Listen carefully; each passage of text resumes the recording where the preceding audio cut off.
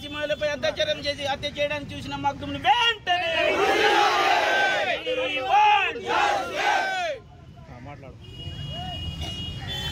కొమరం జిల్లా జేనూరు మండల కేంద్రంలో మరి మొన్న ఒక చెల్లెగా సిరిపురి మండలంలోని కోయినూరుకు వెళ్ళినటువంటి రాఖీ పౌర్ణమి సందర్భంగా అంటే ఆదివాసులు అంటే మేము రాఖీ సందర్భంగా అన్నదమ్ములు కలుసుకుంటాం. అందులో భాగంగా పోతున్న తరుణంలో ఇక్కడ ఉన్నటువంటి ముస్లిం బతుకు తెరకు వచ్చినటువంటి ముస్లిం ఒకడు తీసుకుపోతూ నిర్మల్షన్ ప్రాంతానికి ఆటో ద్వారా తీసుకెళ్లి ఆమెను అత్యాచారం చేసి హత్య చేశాడు. కానీ అనివార్య కారణాలు కొంతమంది చూస్తే మరి హాస్పిటల్లో తీసుకెళ్లడం జరిగింది. ఆమె చావు బతుకులు ఉంది కాబట్టి ఆ మగ్దుం పైన వెంటనే అట్రాసిటీ అత్యాచారం కేసుతో పాటు వెంటనే ప్రజాస్వామికవాది దీని మీద స్పందించాలి.